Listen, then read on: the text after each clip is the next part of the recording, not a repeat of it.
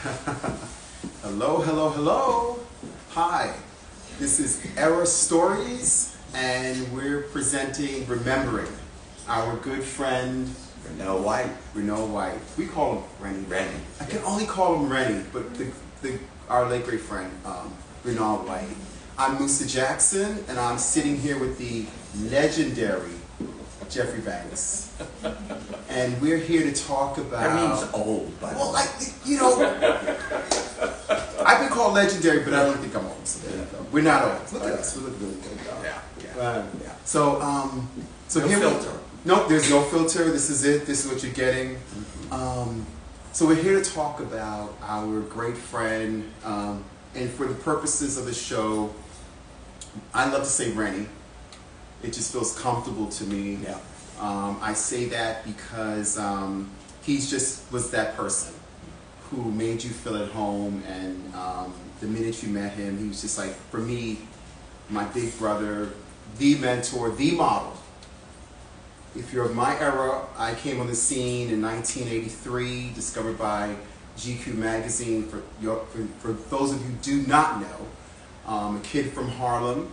I was 18 years old, and that's a big deal. They don't discover anybody anymore, for one. And they certainly weren't discovering anyone. I was the first one in Harlem's history to be discovered. So that was a huge deal for probably one of the most iconic black communities there is. And so I didn't know at the time. We don't know we're making history when we're making history, right? No, absolutely not. And I preface that to say that when you're in that business in those days, there were very few of us, very few black male models that were at a sort of at a level. There were levels to this stuff. I came in at a high level. I came in at the GQ level. That was the epitome of where someone wanted to be. Right. Had no idea. All I know is I got it in high school. I knew I had the subscription in high school, and here I am, now a part of this family. And literally maybe about a year after that, I somehow get a phone call from Renauld White. Now, when I get the phone call, first of all, is how does he have my number? Mm-hmm. Are you impersonating this person? Because I don't even really know what he sounds like. Because in those days, we didn't have internet. Right. We didn't have all the things. We didn't have Instagram. We didn't have any of these social media channels. So, and then on top of it, models were kind of like, you saw them, but you didn't hear them. Mm-hmm.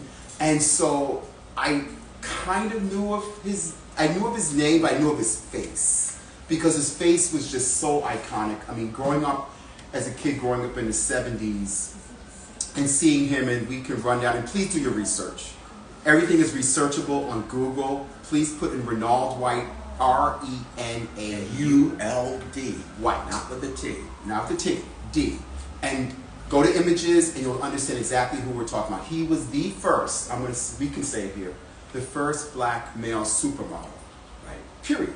Absolutely. I stand on that. I will get a ton of models of my era that will stand on that. So whoever you think is, and I want them to know names, that would be a misnomer. And actually, as a matter of fact, they should be honoring him because they're not as old as he was. Mm-hmm. And as a matter of fact, Renauld had a career that spanned 50 years. 50 years, yeah. Maybe one of the longest running careers from the 60s when he entered the industry. Mm-hmm. Back in he entered the industry, just so that you understand, he entered the industry at the heart of the civil rights movement. Right? Let's say that again, because we're in Black History Month. When it was happening, okay? When the Black History movement was happening, a young man from Newark came on the scene and changed the industry. Broke through. I mean, there's a great story about Renauld being selected to work at an agency. Right. He got this job. He was very excited about it. Yeah. Someone saw him and said, "You should model." And then he went up to the agency, and they said, "Well, you have this scar on your nose, and this, that, and the other. We're not sure you can get." much work, and he made the decision, which was really bold. He made the decision that he was going to picket. And he threatened them with picketing the agency as being, you know, anti-black. Discriminatory, anti-black. Anti-black. And that changed their mind. Right. That totally changed their mind, and he started to get work. Right. Now, I'm a little bit older than you, and I remember the first time I saw Renauld White in a magazine. It was Look magazine, and they had, my parents had subscriptions to everything. I was in high school. Look, right. Look, Ebony, Life magazine, Vogue for me, GQ for me. But in Look magazine did a spread on this young designer, Stephen Burrows.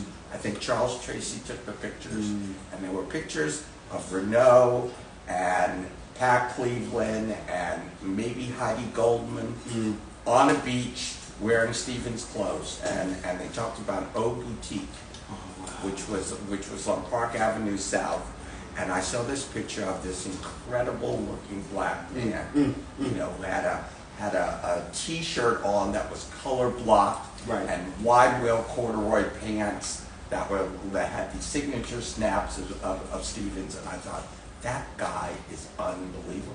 He's unbelievable.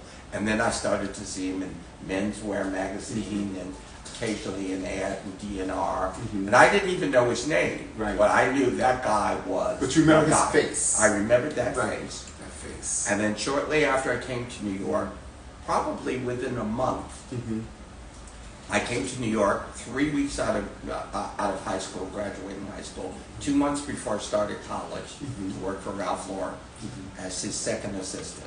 Can we say that one more time? Yes. I want to say that one more time, okay? Because he just sort of glided over it. This incredibly, and he's gorgeous, by the way, black man over here worked as his second assistant for Ralph Lauren. It didn't happen. It's not happening today, even. But we're talking about, what year was this? 1971. 1971. I know where I was in 1971. Few people on this don't know where they weren't being thought of in 1970. Right. But this is history, right here. So keep going. I just had to say that. So Ralph decided we were doing a menswear show, and this had to have been maybe a month after I was in New York, in August, and we were going to do fittings, and they had a list of models that they knew who they wanted to use. I say they, Buffy and Ralph. I mean, right. It was a small company. There were maybe 12 people in the whole company at that time. At that point, 12 people at Ralph Lauren at that time. Just understand that where Ralph was even in those days. Keep going. Okay. So Buffy, his first assistant, had started in the spring, and I started in the summer, in July. And they had this list. There was Bill Luke, who had this very presidential kind of look, an older guy, salt and pepper hair. He was the favorite of Bill Blass. Bill Blass used Bill Luke all the time. There was Bill Luke. There was Ted Dawson, who was from Australia, and who had this sort of blonde, European, almost Prince of Wales kind of look about him. And there was Renauld White, you know. And he came, and he came up to the office, and I started to fit him in clothes. And I couldn't believe it. Here was this guy that I'd seen in all these pictures, and he was the most down-to-earth, nicest guy, you know, with this wonderful silk-like voice to him. And we just bonded, you know, we bonded instantly. And I thought, if I ever become a designer, I'm going to use this guy in my ads. And that's what happened. And that's what happened. And that's what happened. Oh my God. I love that story. I love the origin of that. I love the origin of you and how you enter fashion. Because, see, growing up, Jeffrey, for people like myself, remember, I'm a kid of the 70s. I was born in 65, and then by that time I was precocious, went to private schools and things like that. So, you know, when you go to you know, pretty much an all-white private school. I wore the blazer. I had the khaki pants, the blue blazer. Ralph Lauren had sort of just started taking off, but that was sort of what he sort of took, because that was the elite. Right. So I kind of came up, when I came from Harlem and I came up in the projects, I was thrust into the elite world from a very early age. And so I was around the Ralphs and the Calvins and those people, their kids or whatever back in those days, and Brooke Shields and stuff, and that's what we saw. So it was very aspirational. It was an aspirational life. Very aspirational. Yeah. I mean, I came from Washington. I went to private school too for the first 34 years of school. I still to this day don't understand how my parents even found out about this school. The school was founded, it was called Burgundy Farm Country Day School in Alexandria, Virginia.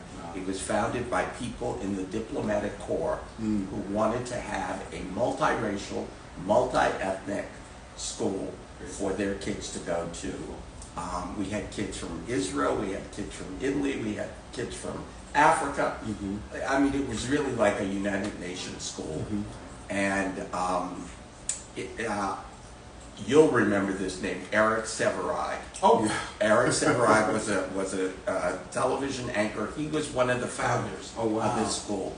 And the school was founded a year before I started school. How my parents found out about it, I don't know. But I went, and it was fantastic. It was a great way to start to learn and become interested in education, which I loved. My first grade teacher was from British Guiana.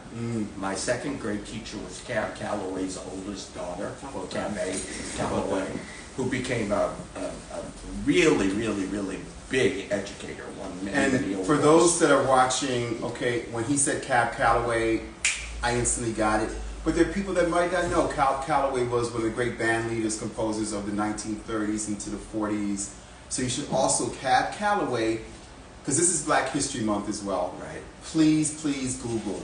Important to know history, as things are not being taught in school, and we obviously come from a space where education was extremely important, still is to us. Yeah. So I just want to preface there. Yeah. Go ahead.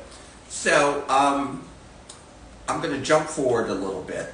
You know, I start my own line when I'm 22 years old, and one of the first people I want to be in my shows is Renauld. You know, you and I were talking before.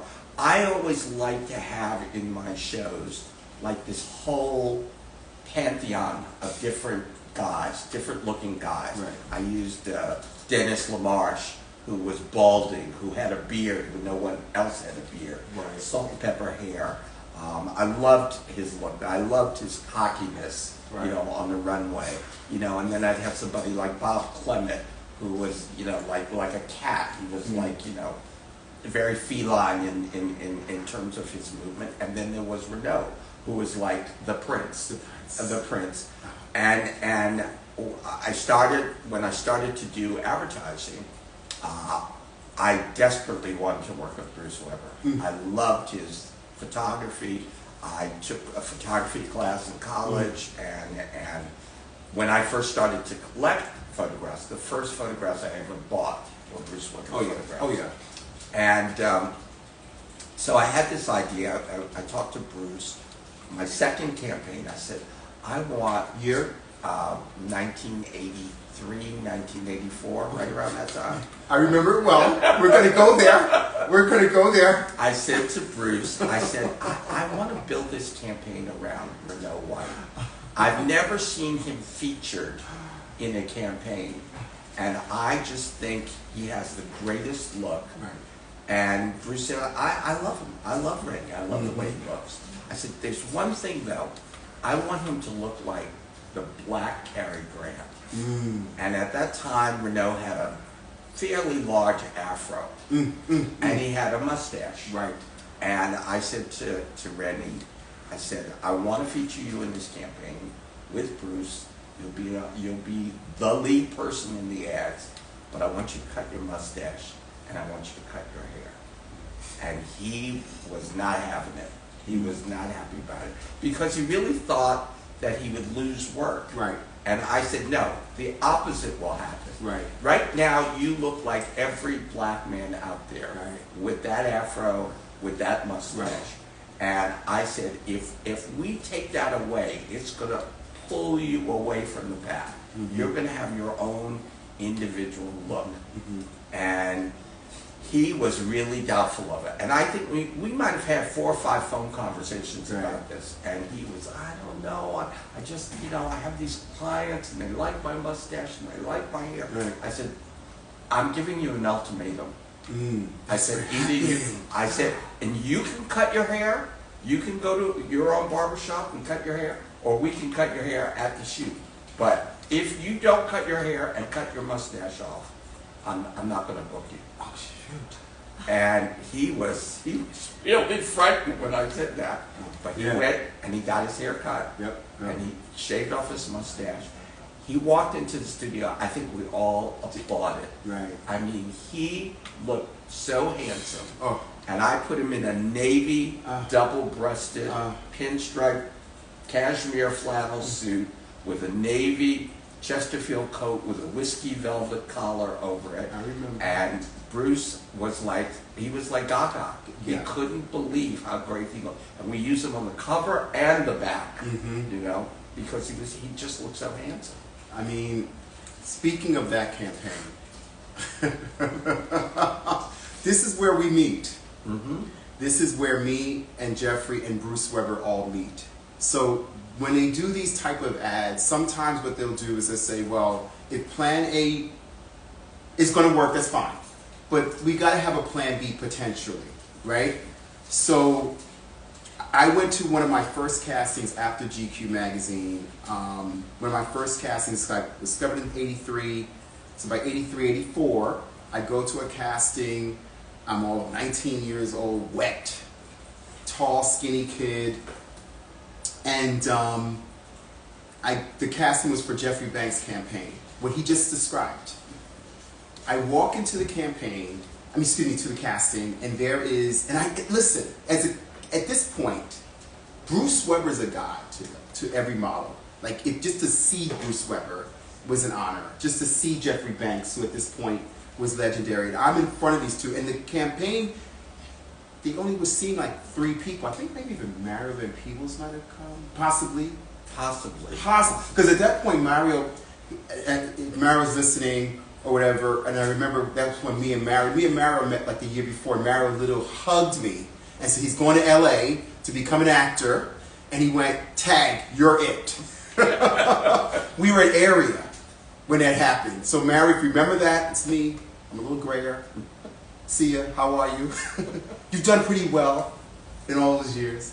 But he was also one of the hotties that I just like loved. And the fact that I was in this pantheon of guys. But anyway, go in and you're sitting there and you're so nice. Just kind of like the way you are right now. You have not changed at all with his energy. And there's Bruce.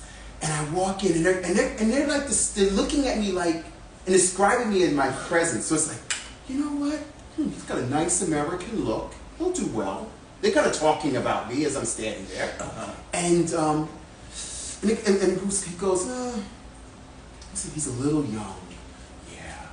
He's a little, and at that point I've been hearing how young. I just got discovered by GQ, a men's magazine, and now I'm doing 17 and Mademoiselle and Kurt Louis. I mean, I'm doing all the young magazines, but I want to be a big grown-up. I want to be a big grown-up. So to hear you guys look at me and say that, I finally get to tell you, this is the first time, actually this is the first time I'm getting to tell him on camera, but I will tell you what it meant to me. I will tell you. Well, it meant a lot to me to just even be considered, because like I said, I was still a kid from the projects of Harlem in this fantasy world, being accepted at a high level, and even be considered, and then to lose it to Renauld White? Are you kidding me?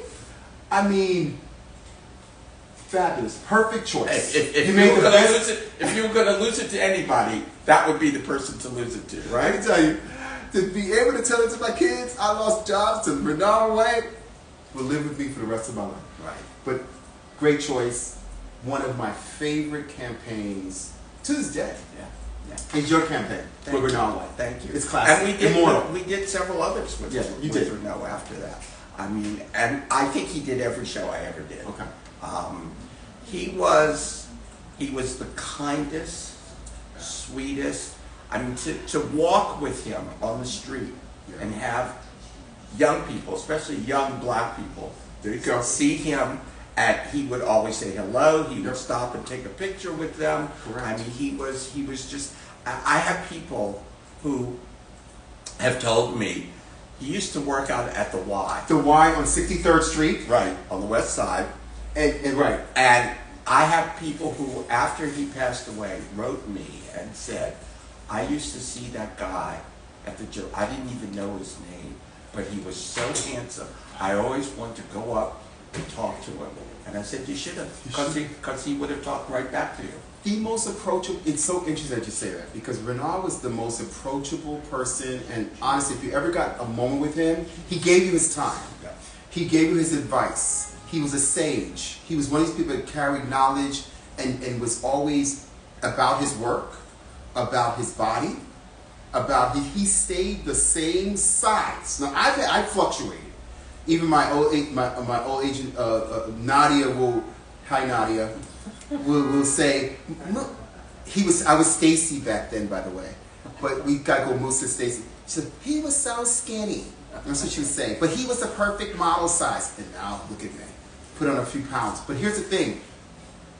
Rennie stayed the same size. He was Amazing. fastidious about what he put into his body. Brilliant. He was fastidious about taking care. He said, this is my job.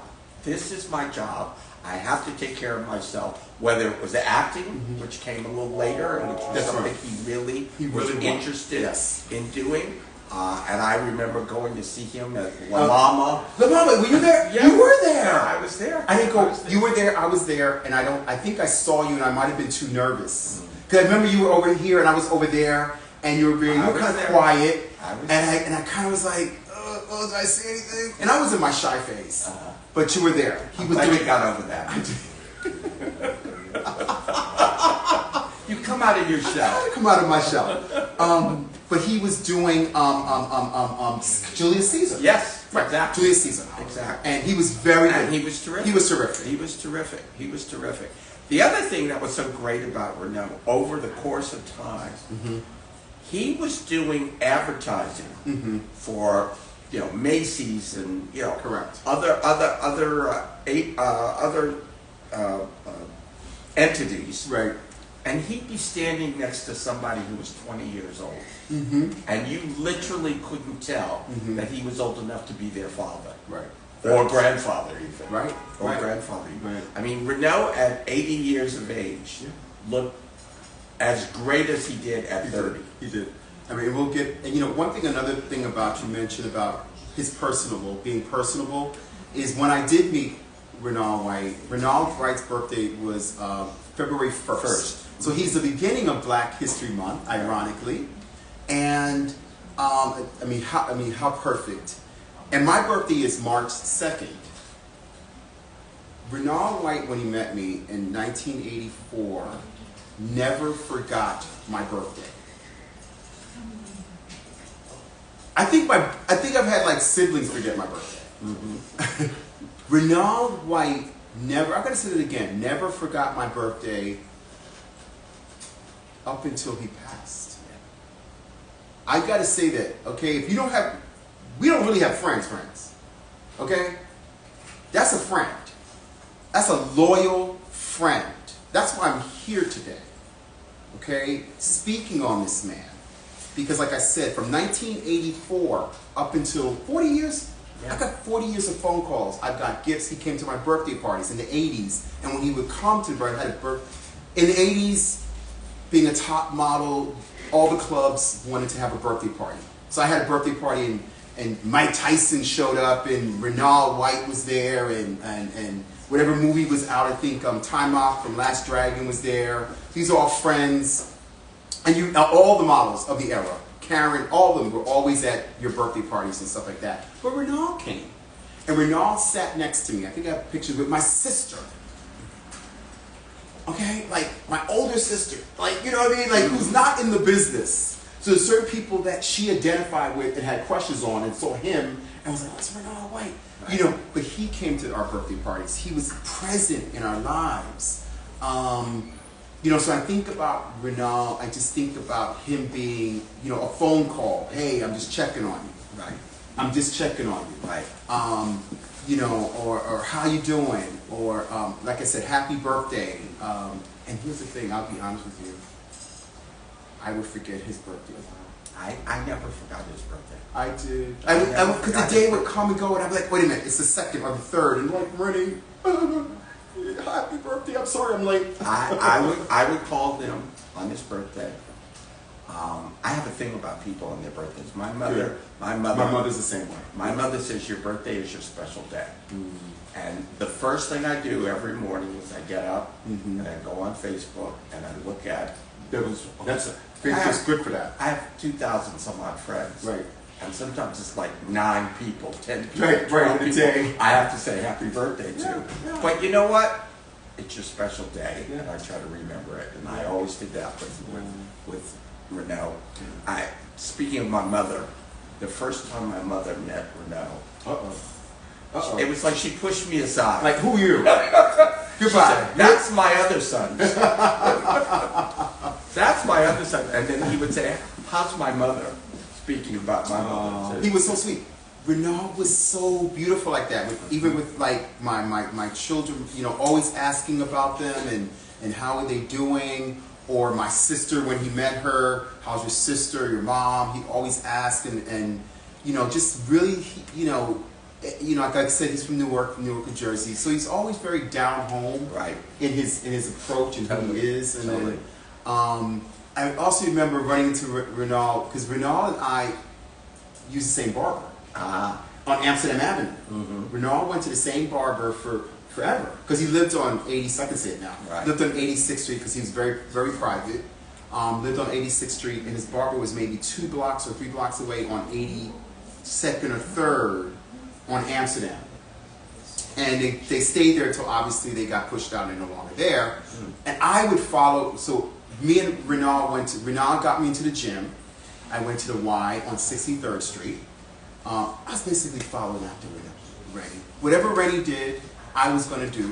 So that was the blueprint. You couldn't have anybody Yeah. better to follow. Right. So who cut your hair? Yeah. Who cut your hair? Where do you work out? What do you eat? I did all those things, and I had an incredible career. And so, but we went to the barber, and it was just like going to see, just hanging out with him was just like a regular guy. I mean, there was so many moments with Renauld. When Renauld would come up to Harlem, I would call Renauld, and there would be a new restaurant, because at that time, in the 2000s, Harlem had went through its gentrification. There was new restaurants opening, and I had become their ambassador. They called me a Harlem ambassador because I was already worldly. Excuse me. And was bringing my good friends, some of them never been to Harlem, Right. and bringing them up to different restaurants, whether it be Melba's or Sylvia's. I think I brought Jean-Paul Gaultier to Sylvia's, and I definitely brought Bruno Desange, who was the greatest hairstylist, and maybe Kevin Aquan. I brought up to these places, and I would have my fashion friends were always coming up there. And these were like legends up in Harlem. So you saw Vera Wang walking into Melba's, and she came because I was, we were there. It was a big deal because you only hear about these people, right? Right. And Renauld was one of those people. Even though Renauld lived on the Upper West Side, he would come up to Harlem every so often. All the time, right? Mm-hmm. And there was certain like house parties we would go to, but he was very, as public facing as he was, meaning like the face you could not miss, and everybody knew his face, and everybody grew up with that face, and he was approachable. He was very private. Very.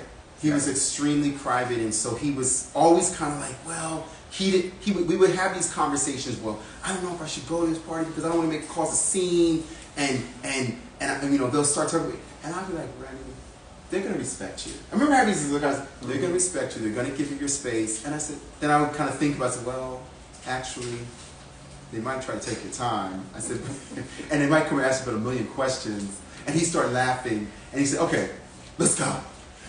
And he'd go and have the best time.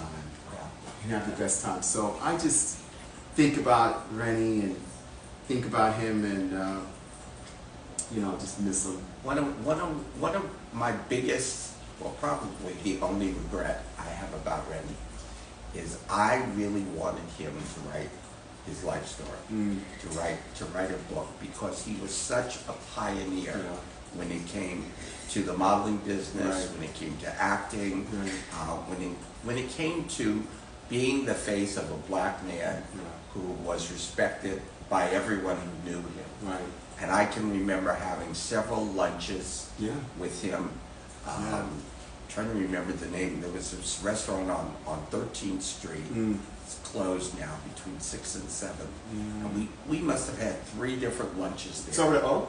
Huh? Did it start with an O? No. Okay. No. It was called, what was it called? It was across the street from a restaurant called Le Tulipe. Okay. Anyway. Okay. Anyway, the thing was, I'd sit with him and I'd say, you have to write this down. This is history. Right. It's why I've written the books that I've written, because I want to put that history down on paper so that when I'm gone, people will know about it.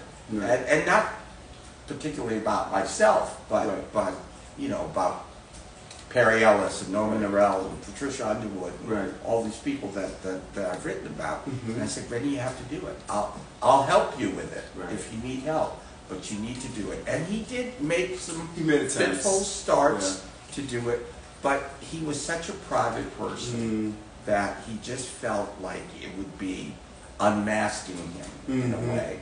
And he just, it was something he just couldn't seem to wrap his head around. Yeah, I remember these conversations with Renauld. We would talk about it maybe like towards the late 90s. I remember we would have those conversations, and I would say the same thing. I said, and I was a writer. I was a writer working at Hollywood Pictures. I was a screenwriter, so at least I had some understanding of how stories develop from beginning to that the middle part of it, the meat of it, and then how it winds. So I was kind of giving him those kind of just clues on his life, and I said, this is how it could kind of play out, your story. And he would listen, and then he would revisit it. So we would meet up again. He'd say, hey, I'm thinking about writing that book. And I'm like, well, how are we doing? And it really got to the point where at one point I just didn't bring it up anymore. Right. Because I realized that there was a door that Renauld was not willing to open. Right. And I'm gonna leave that there. But and I said, and I would say to him, I said, you can write the book. I said, but one thing I do know, and one thing I haven't learned, is for the most part, you've got to tell all. Yeah. And you've got to tell things that you're uncomfortable about. You've got to tell things that, but I also told him this. I also said, and that's where we all connect. Believe it or not, we don't connect on perfection. Right. Believe it or not. So when people see us, they kind of go, okay, they have a perfect. No. They connect on our humanity. They connect on the things that we don't want to always talk about. Right. I mean, he was uncomfortable talking about his relationship with his father. Right. He had a difficult relationship with his father. With his dad, and who was a very beautiful man, by the way, from what I was told. Yeah, I never. He told me that he looked like a movie star. And his mother was gorgeous. I mean, so two gorgeous people made Renauld white.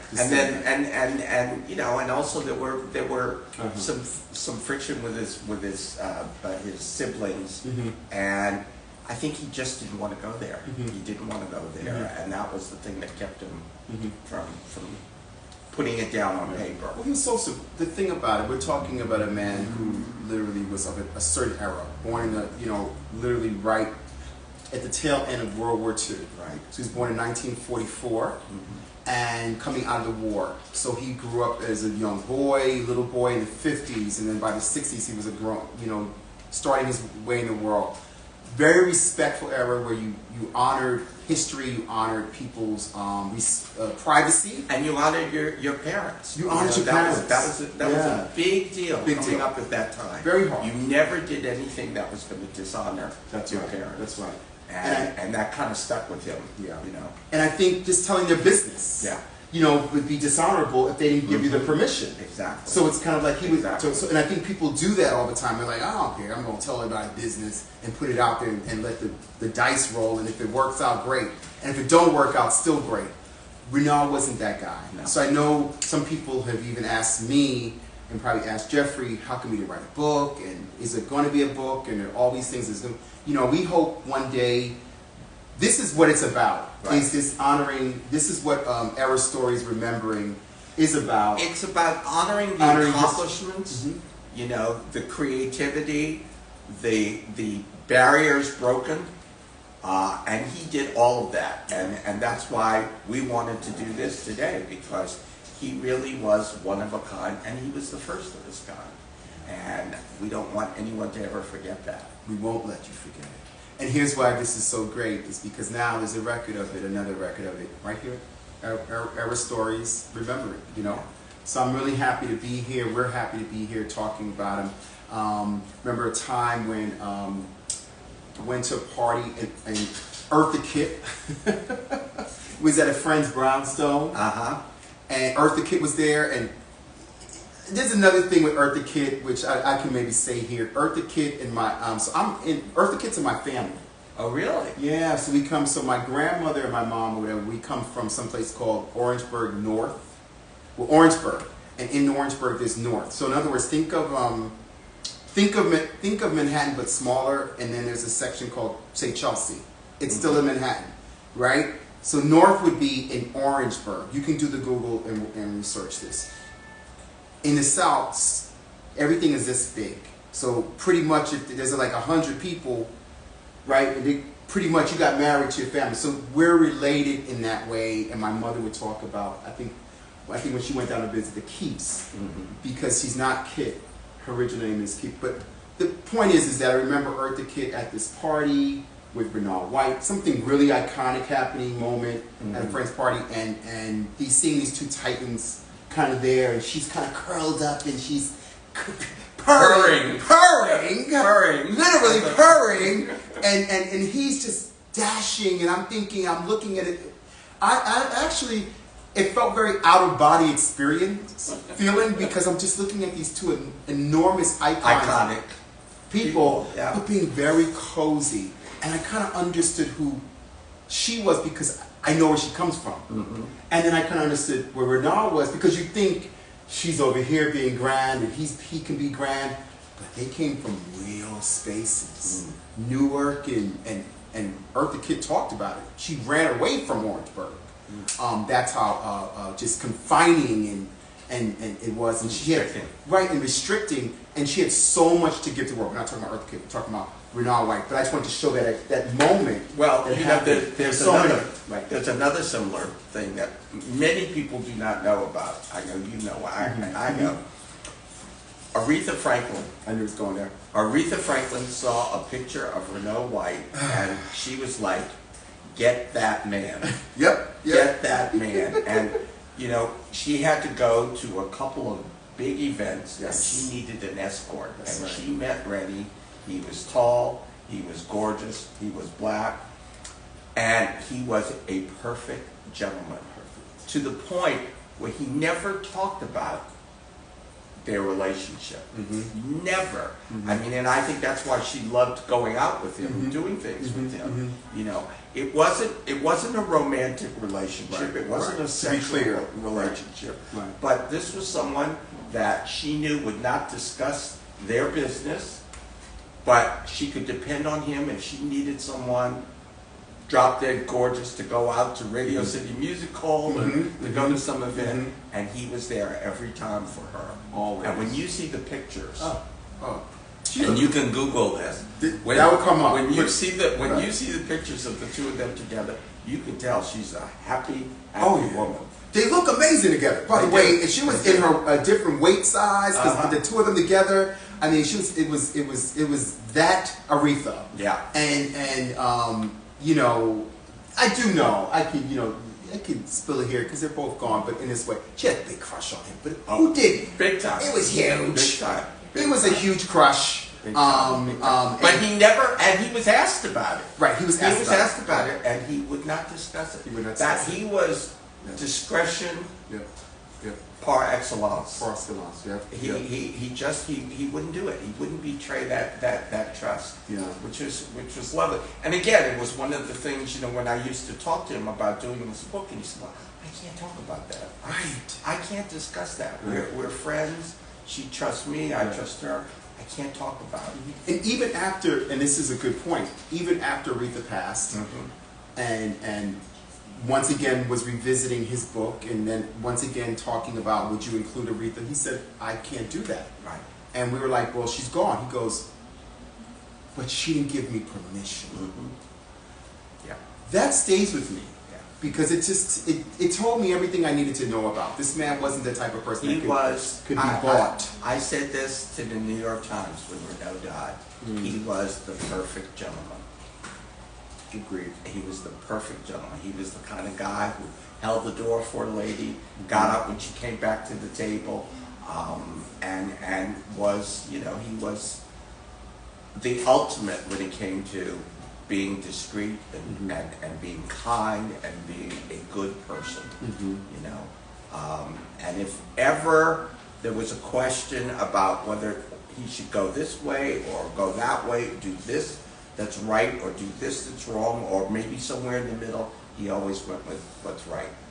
He always went that way. So true. And that's something to really marvel at in today's world, because there's so many temptations to go the other way, and he wouldn't do it. He just wouldn't do it. I mean, I think about that often because I remember having those conversations with him, and I remember just like thinking to myself, what's the big deal? Like, let's just try this. Right. But he just held so steadfast he couldn't do it. to his beliefs and things. That it was just like... And a lot of it, I think, goes back to what you said. He was a product of the era he was born into. Correct. And so he had difficulty with that. Yeah. But did you know he's chubby? No. Oh, am I breaking something here? So here's the thing. Renauld White was chubby as a young person. This was freak everybody out. People don't know that. Renauld White was chubby, and he was kind of chubby a little bit when he first got into the business, before he got with the bigger agencies, right? And he knew he was chubby. He did. He had a good face, but he was also chubby. And so once he got his workout regimen together, he never veered from that. Because it put him in a space that was, it was excellent. It was the blueprint for excellence. The right size, always the right height, but the right suit fit, the right waist. And he definitely did not change. I can tell you that because I put clothes on him. Yeah. And he was exactly the same at the beginning of his career as he was at the end. I worked with Renauld White. Well, okay, I'll put it like this. I worked for Macy's. I did a lot of Macy's, and Renauld White did Macy's as well. And we would sometimes pass each other. So I was doing young men's. So I was like the young men's king at that time. And if Nadia's watching, she'll know what I'm talking about. There wasn't a young man's thing that I didn't do, which is kind of what they're doing now. It's funny. Every model's a young man. But back in those days, it was divisional. So I did all the young men stuff, and Renauld did the men's stuff, along with my other compatriots and men models.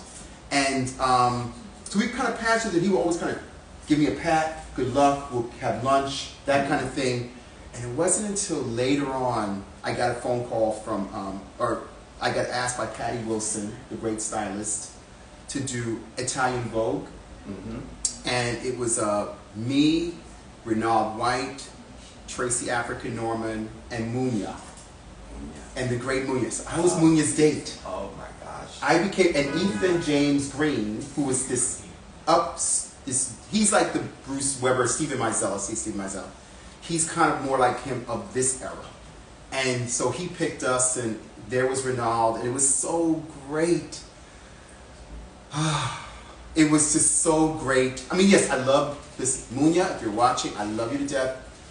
give me a call. And Tracy African Norman, love you as well. But for this black man, being on the set with my idol, who I'd known at that point for 35 years or so, because I think it was about 5 years ago, 6 years ago. It was what is that called? A bucket list moment that we had together. And I remember I'm getting suited up in YSL, Saint Laurent, and I forget, maybe he was in Dolce & Gabbana, maybe, because he then went on to do the Dolce & Gabbana campaign, which was crazy. He did that about 3 years ago with I think it was Steve Mizell? I think it was Steve. Mizell? I mean, and please, once again, Google Renauld White and put Dolce & Gabbana and his campaign. Gorgeous pictures. Gorgeous picture. Gorgeous. So, you know, life continues, and obviously you can be older and still be a phenomenal model. And so we're all there, and he literally comes over to me as I'm being fitted, and Patty is doing her magic, and then she kind of walks away because the girls obviously need more work than the guys, and the guys are guys. And Renauld comes over me, I think it's my head a bow tie, and Renauld does, it's crooked, and Renauld does this and centers it. You must have died and gone to heaven. I died because when I think about, I know people are like, what is this guy doing? Talking about, it's the little moments that sometimes have the biggest impact in your life. Absolutely. And have your idol just come on and make sure that you look perfect. Mm-hmm.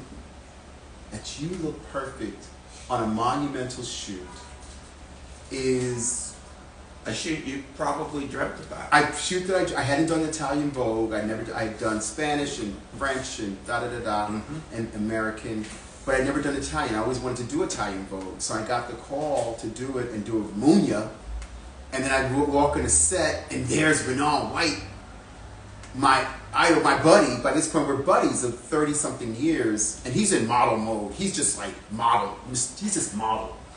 I mean, you know what I'm saying? Like, you know, just model mode. He's like, hey, Musa, hey, good to see you.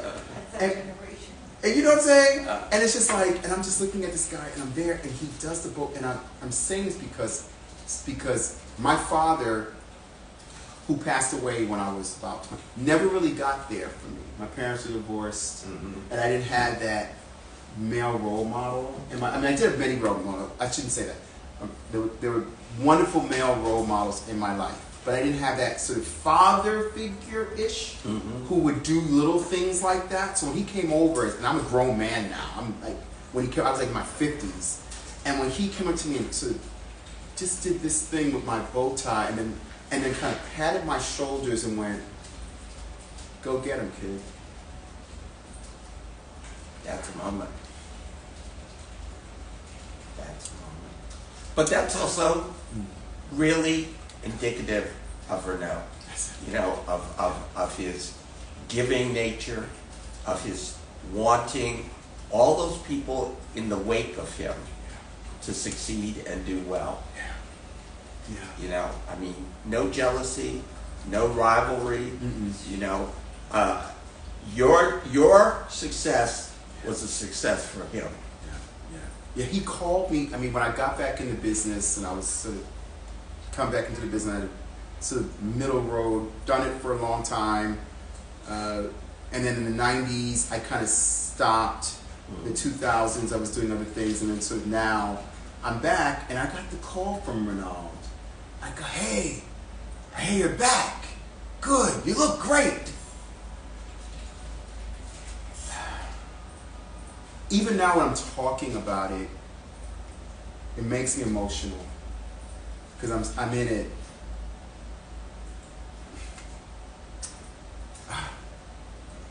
And no one has ever called me meant as much to me hearing that from him. I've gotten calls from my colleagues of my era and other things that say, you know, it's glad to see one of us, it's glad to see you, and I've done the same for them if I've seen them. But I'll be honest with you, getting a call from Renauld and not once, I didn't get one call. If I did something else and he saw it, I got calls every single time that I did something, big or small. That's great. And I have friends that ain't even call me. That I talk to every day. I mean, you know what I'm saying? And when you think about those type of individuals in your life, those type of gentlemen, Right. real people in your life that made an impact and are still obviously making an impact in my life and our lives,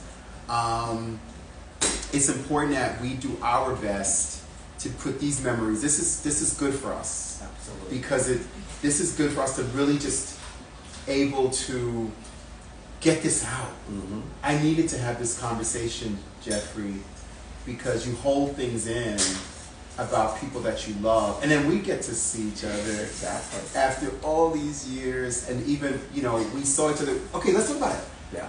We saw each other. What? 50, was this the 50th? It was his 50th anniversary. It was his 50th anniversary as a model, and it was held in Newark, was his held in hometown. It was on a Saturday night, and I remember going there and seeing you Yep. and seeing, I think, Alva. Alva. So me, was there. Alva, and Stephen, and Veronica. Yeah. Veronica Jones, Stephen Burrows, the great Stephen Burrows, which we should definitely do him, and Alva, her too. But you know, to these people who they need to come on our stories another time Absolutely. and talk about their experiences. Absolutely. Is that? But we were all on the train together, going to see Renauld. Yeah. And then we got there, and it was this incredibly big event. They had this blow up picture Yep. of Renault outside the venue. It was a hotel. A hotel, right? And sort of a red carpet moment, you know, and then Renault came in. He had a goatee at that point, Yes. and Yes. he looked. And I think he had a black turtleneck and a black suit. I think he had a tie. I'm not sure, but anyway, he walked in. It was like, you know, it was like the Pope arriving. Right, I mean, right. It was unbelievable. Wow. But it was so great to celebrate that, to celebrate that history. And that's when you and I reunited. Reunited. Yes, that's right. I remember that. Yeah. And you know, when I got the call from you that Renault was failing, Right. and that if I wanted to see him, I should try to get to the hospital. And I want to definitely give a shout out to Stephen Walters, who was with him, who was his caretaker, who was like his son, or grandson, because he's like my son.